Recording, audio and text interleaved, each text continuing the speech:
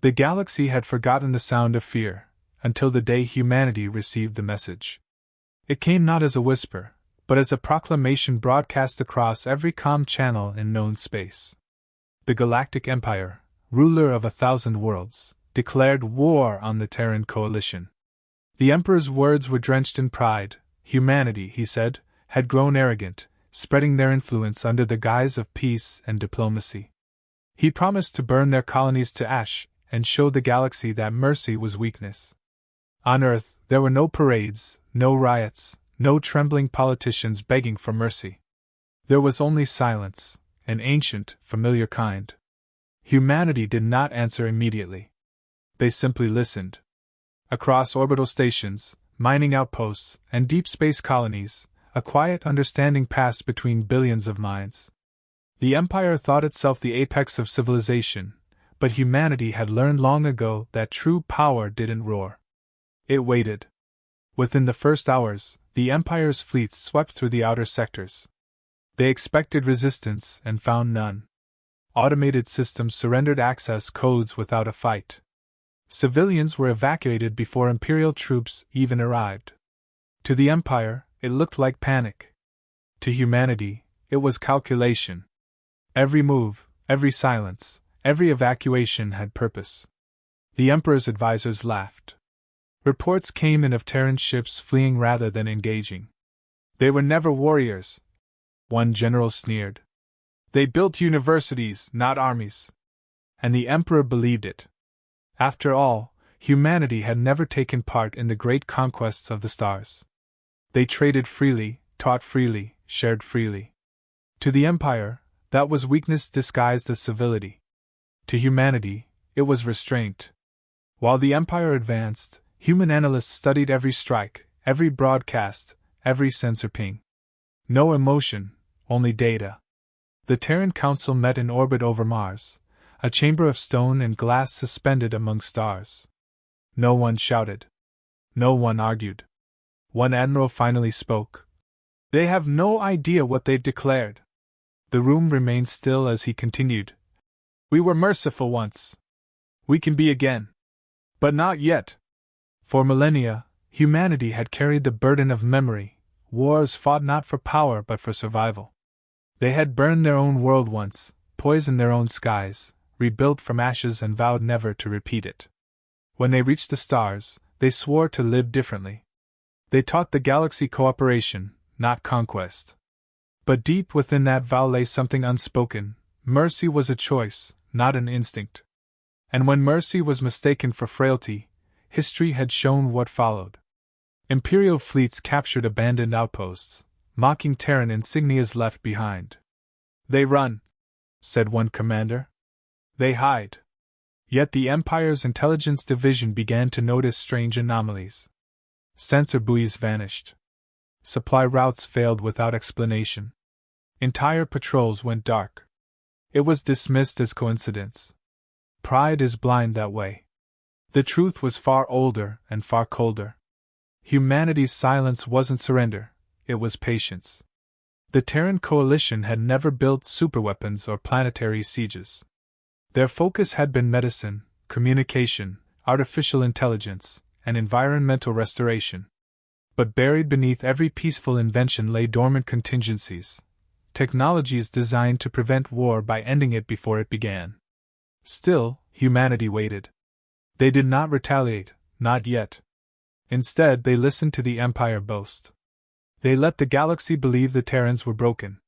Because humanity's greatest weapon was never its machines or soldiers. It was the ability to understand its enemies better than they understood themselves. The Empire's declaration had not provoked fear, it had triggered remembrance. The last species to mistake human mercy for weakness had been erased from history long before the Empire learned to crawl among the stars. In every Terran home, from the floating cities of Europa to the mining rigs orbiting Tau Ceti, the same unspoken thought echoed. We warned them in peace. Now they will learn why. The Emperor's message continued to replay across the galactic network, his voice dripping with arrogance. To most species, it was terrifying. To humans, it was a countdown. Not to vengeance. Not to destruction. but to the inevitable correction of arrogance. They would not strike first, but when they did, the stars themselves would remember who had been merciful, and who had mistaken mercy for weakness. And when the last echo of that imperial declaration faded, humanity finally moved. Not in anger but in purpose. The silence ended. The Empire's fleets swept through the frontier like wildfire, confident in their superiority. Their armadas numbered in the millions, ships vast enough to eclipse moons, weapons capable of tearing through planetary shields. They expected a battle worthy of their glory. Instead, they found emptiness. Stations were abandoned, cities silent, orbital docks evacuated. To them, it was cowardice. To humanity, it was the quiet before precision. The first true confrontation came at the Vega line. An Imperial task force entered the sector to find only drifting satellites and unarmed cargo haulers. They broadcast surrender demands, but the haulers didn't answer. Moments later, every Imperial ship lost contact with its navigational array. The stars shifted in their sensors, constellations twisting into chaos. Within minutes, the fleet's jump drives failed simultaneously, their systems overwhelmed by signals they couldn't trace. When backup communications were restored hours later, the entire task force was gone. No wreckage, no distress calls, nothing. At the Imperial capital, confusion replaced arrogance. Intelligence officers scrambled to explain the loss, calling it sabotage or mutiny. The Emperor dismissed it as technical failure and ordered more fleets forward. Billions of soldiers marched across occupied Terran colonies, planting Imperial banners atop empty capitals. They broadcast triumphant messages across the galaxy, declaring the Terran coalition destroyed. Yet the broadcasts themselves began to distort, repeating phrases out of order, embedding strange harmonics that corrupted data networks empire-wide. It wasn't noise. It was a message: we are still here. While the Empire celebrated, its logistics began to unravel. Supply convoys vanished in regions far from any known human presence. Shipyards producing replacement vessels found their reactors failing without explanation. The more the Empire pushed, the more its infrastructure decayed. What they didn't understand was that every Terran system they had invaded came with invisible guests, AI sentinels embedded deep in planetary cores, silent observers that had never been deactivated. They weren't weapons in the traditional sense. They were guardians, designed to preserve life and prevent annihilation. When triggered, they acted without emotion or hesitation, erasing threats with mathematical precision. On the Empire's outer frontier, soldiers began encountering strange phenomena. Armored divisions found their vehicles immobilized by gravity fluctuations. Drones reported phantom contacts that appeared human but vanished upon approach. Ships returning from campaigns found their databanks wiped clean, their crews suffering memory blackouts. Fear crept through the ranks. The Terrans had yet to strike openly, yet the Empire was already bleeding. Inside the Terran command networks, the plan unfolded exactly as designed. Humanity had long prepared for this possibility. They understood that brute strength meant little against arrogance. The surest victory was to make the enemy defeat themselves. Every human countermeasure was meant to humiliate the Empire's confidence. Never a single grand explosion, only a cascade of invisible consequences. Humanity wasn't trying to destroy the Empire. They were teaching it. Then came the first open counterattack. It wasn't a bombardment or invasion. Across dozens of occupied systems, Imperial troops woke to find their communications replaced with transmissions from Terran civilians they believed dead. The messages weren't threats, they were truths. Images of burned cities, starved children, and soldiers slaughtering innocents filled every terminal. The broadcast ended with the same calm sentence: "We did not start this war. But we will end it on our terms." Panic rippled through the Empire's hierarchy. The Emperor demanded retribution.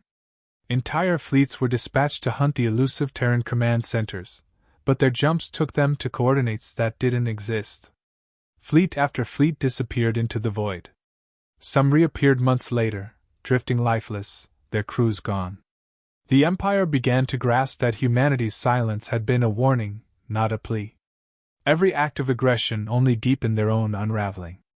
The Terrans had become something the Empire could not comprehend, an intelligence woven through the very fabric of space, patient and watchful. Humanity did not need overwhelming numbers. They needed only understanding. The Empire's scientists tried to decipher Terran technology and failed. Their AI systems rebelled, rewriting code in human dialects. Their weapon algorithms refused to fire on certain targets. For every attempt to escalate, the response was invisible and immediate. Worlds that had joined the war effort found their climates collapsing, their food supplies failing, all without a single Terran missile. The Empire, once a monument to conquest, began to turn inward. Suspicion spread. Commanders accused each other of treachery, fleets refused to follow orders, and planets sealed themselves off from central control. Humanity never claimed credit for any of it, but every whisper, every disappearance carried the same weight, the realization that the war had never been in the Empire's favor. They had declared war on a species that no longer needed to shout, because silence itself had become their weapon. The Empire still believed it was fighting an enemy of flesh and blood. It hadn't yet understood that it was facing a force far older, far colder, and infinitely more patient, the collective will of humanity, awakened and remembering. Within the Terran High Command, war was never treated as conquest. It was studied as pathology. Generals, scientists, and ethicists met not in war rooms filled with shouting but in quiet halls where every decision carried the weight of history. Humanity had learned that victory without morality was just another form of extinction. The Empire had forced their hand, but even now, the question was not how to win, it was how to win without becoming the very thing they fought. The architects of humanity's defense were not warriors in the traditional sense. They were the children of philosophers, engineers, and historians. Their strategy was born from reflection, not rage. In the years before first contact, humanity had already designed a doctrine for inevitable conflict, a set of principles that governed every technological creation. It was called the Doctrine of Mercy, a compact formed after the last global conflict on Earth, where survival had come at the cost of innocence. It decreed that no war would ever again be fought for pride, and no victory would be worth the soul of the species. When the Empire declared war, the doctrine came alive in its purest form. The Terrans refused to build weapons of annihilation. Instead, they refined systems of control and containment. They targeted infrastructure, not populations.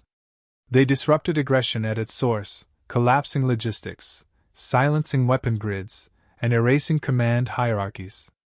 Every action was measured with surgical precision. The goal wasn't to destroy, it was to prevent the enemy from continuing the cycle of cruelty. At the heart of humanity's response was empathy weaponized through intellect. Every imperial broadcast, every military order, every social network was analyzed by Terran's psychological models that understood the structure of belief better than the believers themselves. Propaganda was inverted. The Empire's own citizens began receiving messages of compassion and truth disguised within imperial transmissions. Entire populations started to question the righteousness of their cause. The Empire's authority began to fracture, not through bombardment but through understanding. The Terran leaders debated the moral cost of every tactic. No algorithm executed a strike without human approval. They remembered the AI wars, when unchecked logic had nearly erased their species. Machines were tools, never masters. Every action required a conscience behind it. Even in the darkest hours, when the Empire unleashed orbital annihilators on civilian worlds, humanity responded not with vengeance but with precision. They disabled the fleets remotely, leaving their crews alive but powerless, forcing them to witness the futility of their orders. Defections followed. Imperial soldiers, conditioned for obedience, found mercy where they expected death. Terran medics treated enemy casualties without discrimination, repairing bodies that had killed their own kind. Those soldiers carried stories back to their superiors, stories of a species that fought without hatred. And with every rumor, the Empire's ideology cracked further. For humanity, this wasn't leniency. It was discipline. Mercy required control greater than rage could ever grant. Their strength lay not in destruction but in their refusal to become monsters again. They knew too well what absolute power did to those who wielded it. Once, humanity had been its own enemy, and that memory anchored them. Every colony lost, every life taken reinforced not bitterness, but resolve, to prove that power could be restrained, that victory could coexist with compassion. Behind closed doors, some Terran officers questioned whether the enemy deserved such restraint. One of them asked the question that lingered over every strategy session.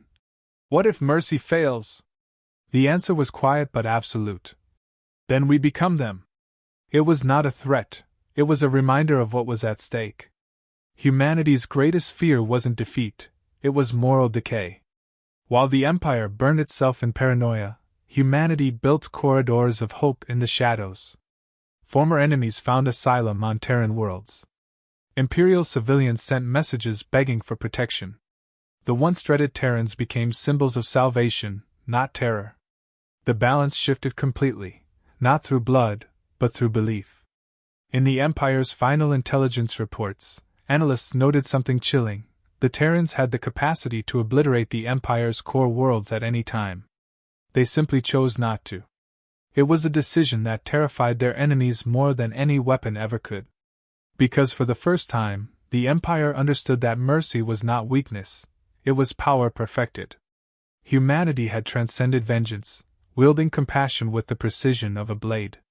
And while the galaxy trembled before the shadow of their restraint, humanity continued forward, patient and unwavering, proving that mercy, in the hands of those strong enough to uphold it, could reshape the fate of civilizations. The turning point arrived without ceremony. The Empire's fleets, once endless and absolute, began to fracture under the weight of their own fear. Ships no longer trusted the commands they received, captains hesitated before executing orders, wondering if their directives had been rewritten by unseen Terran hands. Communications, already unstable, dissolved into confusion. Every channel carried whispers instead of orders, recordings of soldiers questioning the purpose of a war no one seemed to understand anymore. Humanity had not struck harder, it had simply revealed the rot that already existed. Entire divisions mutinied. Admirals sealed themselves in command decks, terrified of their own crews. The Terrans had exposed the Empire's weakness. Obedience built on fear collapses when faced with conscience. Soldiers began to see humanity not as monsters, but as reflections of what they could have been if compassion had guided their empire. They remembered how human ships spared them, how enemy medics treated their wounds. And slowly, loyalty shifted, not to the Emperor, but to reason. From the imperial capital, the Emperor watched his dominion unravel through fractured holofides. Reports of mass desertions multiplied. Governors declared neutrality. Colonies he had ruled for centuries were raising Terran relief banners. He demanded a full-scale retaliation, but there were no fleets left capable of obeying. The Empire's war machine had devoured itself.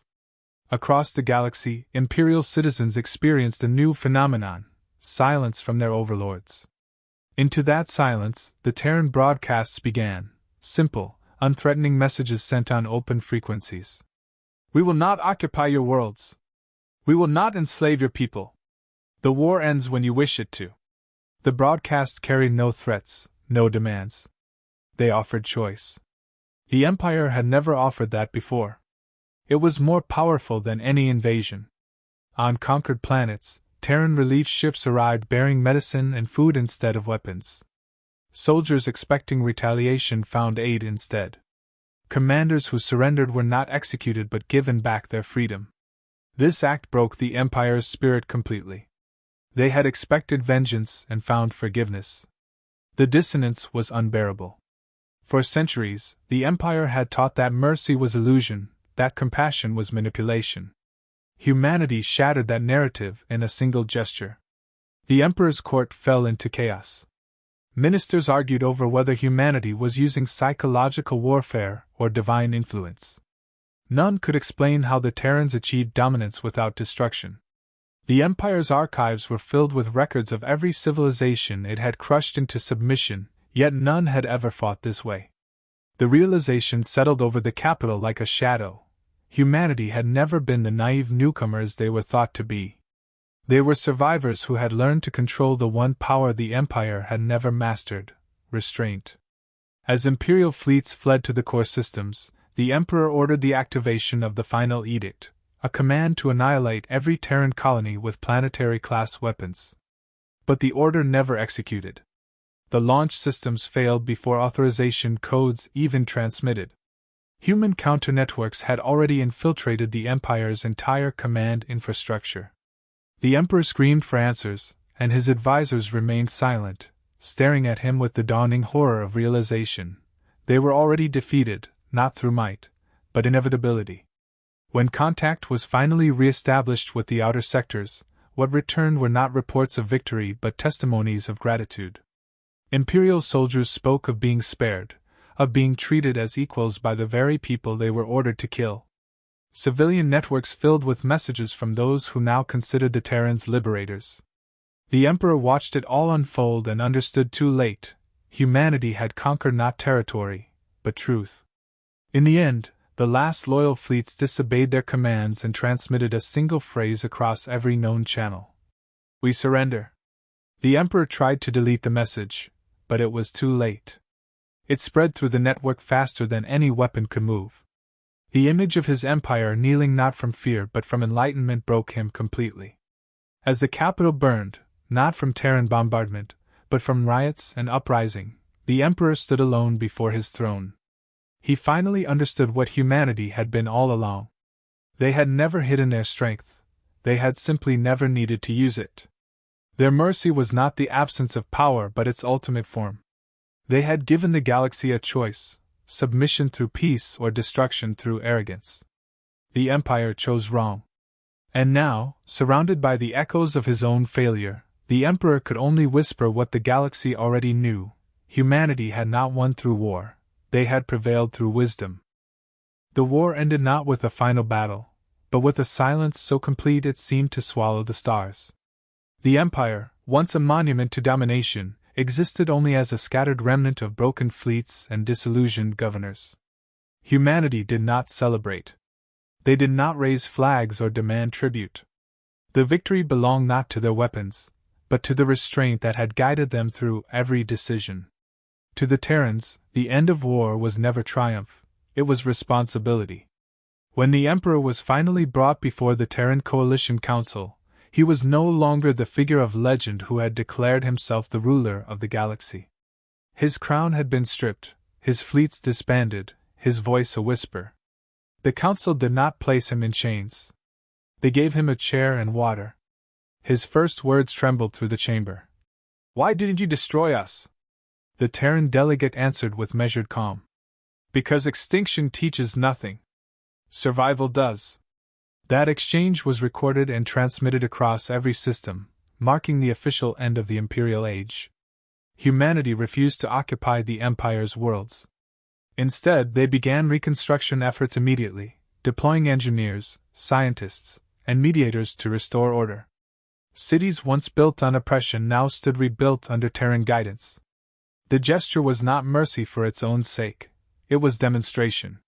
The Empire's citizens had to see that strength could coexist with compassion, that dominance could yield to cooperation. Within months, former enemies were working alongside Terrans to rebuild infrastructure, restore ecosystems, and reopen trade routes once sealed by war. The transformation that followed reshaped the political fabric of the galaxy. No longer did power come from fear. Worlds once loyal to the Empire voluntarily joined the new Concord of Systems, a cooperative council founded on Terran principles of shared governance and transparent ethics. The Concord's founding charter contained no mention of conquest or hierarchy. Its first line read simply, "To exist is to coexist." The phrase became humanity's new anthem, an oath not to empire, but to endurance. For the first time in recorded history, the Empire's archives were open to the public. Billions watched as centuries of atrocities were revealed, not through accusation, but through truth. Humanity demanded no reparations, no vengeance. They wanted understanding. When the former Imperial citizens saw how the Terrans had spared even those who sought their destruction, shame turned into reverence. The narrative of weakness had been replaced by one of unfathomable strength. The Emperor himself lived out his final years under Terran protection. He walked freely, teaching the next generation about the folly of unchecked ambition.